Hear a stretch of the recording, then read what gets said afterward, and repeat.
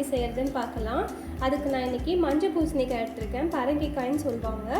அதை வந்து நான் துருவி எடுத்திருக்கேன். இந்த மாதிரி துருவி எடுத்துக்கலாம், கேரட் துருவுற மாதிரி. இது வந்து 1 கப் ஃபுல்லாக எடுத்திருக்கேன். இது நம்ம வெள்ளை பூசணிக்காலையும் பண்ணலாம். வெள்ளை பூசணிக்காயில் பண்ணும்போது அதில் தண்ணி விடும், இது அந்த மாதிரி தண்ணிலாம் விடாது. ஸோ நம்ம அப்படியே துருவி எடுத்தாச்சு. இப்போ நம்ம இது 1 கப் எடுத்துருக்கோம். எந்த கப்பில் எடுத்துருக்கோமோ அதில் ஆஃப் கப் அளவுக்கு சர்க்கரை எடுத்துக்கலாம். இப்போ எப்படி செய்யறதுன்னு பார்க்கலாம். இப்போ பூசணிக்காய் அல்வா பண்ணுறதுக்கு நான் கடாயில் நெய் ஊற்றி வச்சுருக்கேன். நெய்யில் நம்ம முந்திரி பருப்பு சேர்த்துக்கலாம். முந்திரி பருப்பை நல்லா வறுத்து எடுத்துக்கலாம். பொன்னிறமாக வறுத்துக்கோங்க.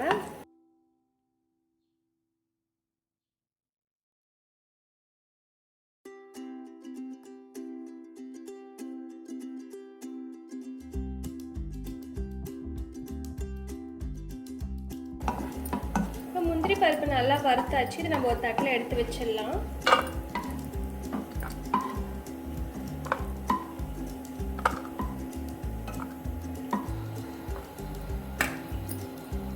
நம்ம இதிலேயே பூசணிக்காவை ஆட் பண்ணிக்கலாம்.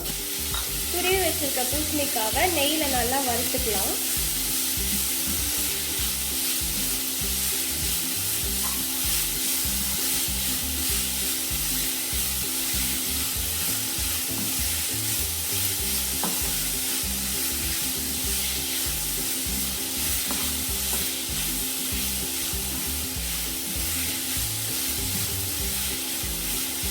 இதை நல்லா நெய்யில் வறுத்துட்டு மூடி வச்சிடலாம்.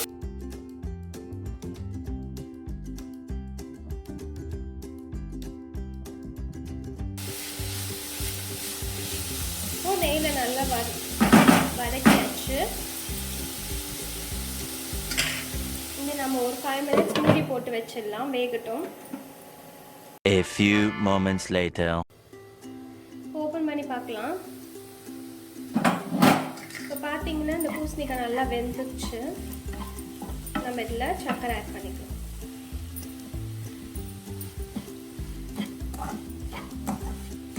உங்கள் ஸ்வீட்க்கு ஏற்ற மாதிரி சர்க்கரை அதிகமாக வேணும்னா அதிகமாக ஆட் பண்ணிக்கலாம்.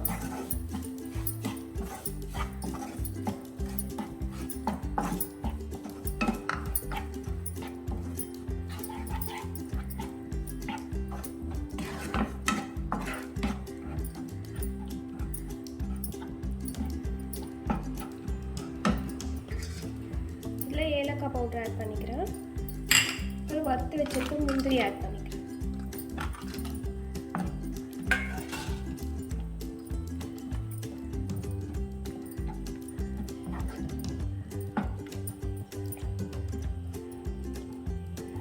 இது மீடியம் ஃப்ளேம்லேயே ஒரு 5 to 5 minutes ஆகிடும்.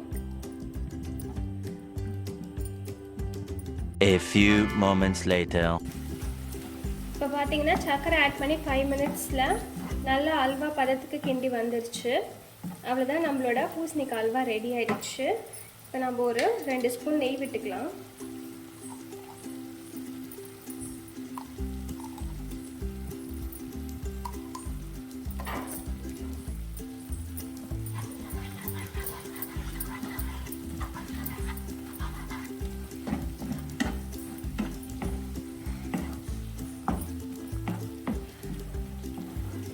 அவ்வளோதான், ரொம்ப சுவையான பூசணிக்காய் அல்வா ரெடி ஆயிடுச்சு. ஸ்டவ் ஆஃப் பண்ணிடலாம். பூசணிக்காய் அல்வா ரெடி ஆயிடுச்சு. ரொம்ப டேஸ்டான சுவையான பூசணிக்காய் அல்வா. இதை நீங்களும் ட்ரை பண்ணி பார்த்துட்டு எப்படி இருக்குன்னு கமெண்ட் பண்ணுங்கள். உங்களோட வீடியோஸ் பிடிச்சிருந்தா லைக் பண்ணுங்கள், ஷேர் பண்ணுங்கள், MSD கிச்சனை சப்ஸ்கிரைப் பண்ணுங்கள். தேங்க்யூ ஃப்ரெண்ட்ஸ், பாய்.